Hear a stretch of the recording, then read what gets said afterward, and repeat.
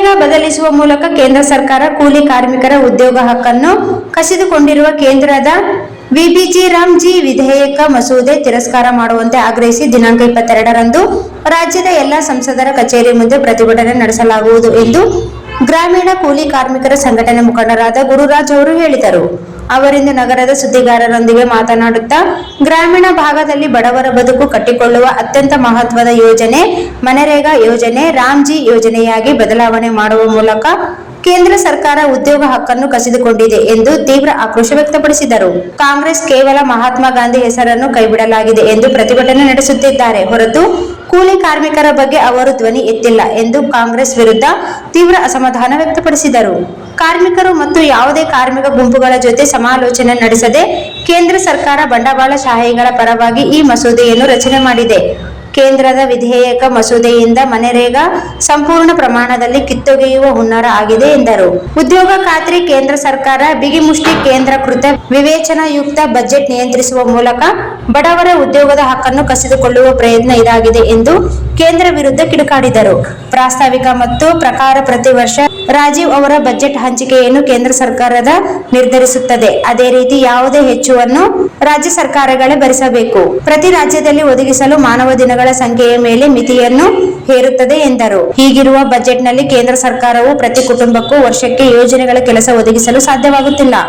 ಈ ಮೇಲೆ ಕೇಂದ್ರ ಸರ್ಕಾರ ಬಜೆಟ್ ಅನ್ನು ಮಿತಿಗೊಳಿಸುವ ನಿಟ್ಟಿನಲ್ಲಿ ರಾಜ್ಯಗಳ ಮೇಲೆ ಇನ್ನಷ್ಟು ಹಣದ ಹೊರೆ ಹಾಕುವ ಮೂಲಕ ಕೇಂದ್ರ ಸರ್ಕಾರ 125 ದಿನಗಳ ಉದ್ಯೋಗ ಹುಸಿ ಭರವಸೆ ನೀಡಿದೆ ಎಂದು ಅಸಮಾಧಾನ ವ್ಯಕ್ತಪಡಿಸಿದರು.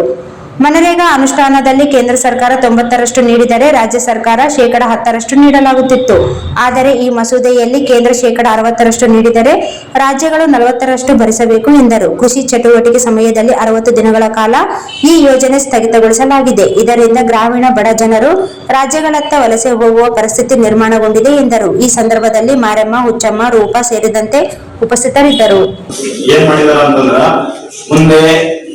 ಮುಂಚೆ MGNREG ಮಹಾತ್ಮ ಗಾಂಧಿ ರಾಷ್ಟ್ರೀಯ ಗ್ರಾಮೀಣ ಉದ್ಯೋಗ ಖಾತ್ರಿ ಏನಿತ್ತು, ಈ ಇದರಲ್ಲಿ ಜನರಿಗೆ ಕೆಲಸ ಸಿಗ್ತಿತ್ತು, ಅವರಿಗೆ ಕೆಲಸದ ಹಕ್ಕು ಇದರಲ್ಲಿ. ಈಗೇನು ರಾಮ್ಜಿ ಅಂತೇನು ಮಸೂದೆಯನ್ನು ಇವರು ಪಾಸ್ ಮಾಡಿದಾರ, ಇದರಲ್ಲಿ ಜನರಿಗೆ ಯಾವುದೇ ರೀತಿಯಿಂದ ಅವರ ಹಕ್ಕುಗಳಿಲ್ಲ, ಅವರ ಹಕ್ಕುಗಳನ್ನು ಕಸಿದುಕೊಂಡಿದ್ದಾರೆ. ಆಮೇಲೆ ಬೇಡಿಕೆಗೆ ಅನುಗುಣವಾಗಿ ಇಲ್ಲಿ ಕೆಲಸ ಸಿಗಂಗಿಲ್ಲ. ಆಮೇಲೆ ಇಲ್ಲಿ ಬಜೆಟ್ ನಿಯಂತ್ರಣ ಮಾಡಿದಾರ. ಬಜೆಟ್ ಆಮೇಲೆ ಏನು ಹಿಂದೆ 100 ದಿನ ಅಂತ ಮಾಡಿದ್ರು, ಇದರಲ್ಲಿ 125 ದಿನ ಮಾಡಿದಾರ. ಈಗಾಗಲೇ ನೋಡಿದ ಪ್ರಕಾರ ಬಜೆಟ್ ಅನುಗುಣವಾಗಿ ಹಿಂದಿನ ಒಂದೇನು MGNREG ಕೆಲಸ ಸುಮಾರು ಕಳೆದ ವರ್ಷ 24-25 ಸಾಲಿನಲ್ಲಿನೇ ಜನರಿಗೆ 50 ದಿನ ಕೆಲಸ ಕೂಡ ಸಿಗ್ತಿರ್ಲಿಲ್ಲ. ಈಗ ಮುಂದಿನ ಇವತ್ತೇನು ಮಸೂದೆ ಮಾಡಿದಾರೆ, ನಿನ್ನೆ ಮಸೂದೆ ಮಾಡಿದ ಇದರಲ್ಲಿ ಹೆಂಗೆ ಕೆಲಸ ಸಿಗ್ತದ ಅಂತ ಅದನ್ನ ಕೆಲಸ ಸಿಗ್ಲಿಕ್ಕೆ ಸಾಧ್ಯನೇ ಇಲ್ಲ. ಯಾಕಂದ್ರೆ ಬಜೆಟ್ 60-40% ಮಾಡಿದಾರೆ. ಅಂದ್ರೆ ಕೇಂದ್ರ ಸರ್ಕಾರ 60% ಬಜೆಟ್ ಇದು ಮಾಡ್ತಾರ, ಆಮೇಲೆ ರಾಜ್ಯ ಸರ್ಕಾರ 40% ಮಾಡ್ಬೇಕಂತ ಇದು ಮಾಡಿದಾರೆ.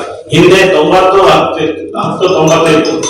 ರಾಜ್ಯ ಸರ್ಕಾರ 10% ಮಾಡ್ಬೇಕಿತ್ತು, ಕೇಂದ್ರ ಸರ್ಕಾರ 90% ಮಾಡ್ಬೇಕಾಗಿತ್ತು, ಇದು ಮಾಡ್ಬೇಕಾಗಿತ್ತು ಬಜೆಟ್. ಆದ್ರೆ ಈಗ 40% ರಾಜ್ಯ ಸರ್ಕಾರನೇ ಬಳಸಬೇಕಂತ ತಿಳ್ಕೊಂಡು ಈ ಮಸೂದೆಯಲ್ಲಿ ಮಂಡನೆ ಪಾಸ್ ಮಾಡಿದಾರ.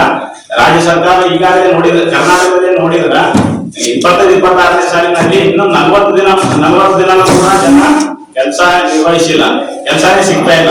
ಆಮೇಲೆ ಡಿಜಿಟलीकरण ಮಾಡಿ ಸಾಕಷ್ಟು ದಿನ. इस वीडियो को लाइक करें, हमारे चैनल को सब्सक्राइब करें और बेल आइकन जरूर प्रेस करें हमारी न्यू वीडियो सबसे पहले देखने के लिए।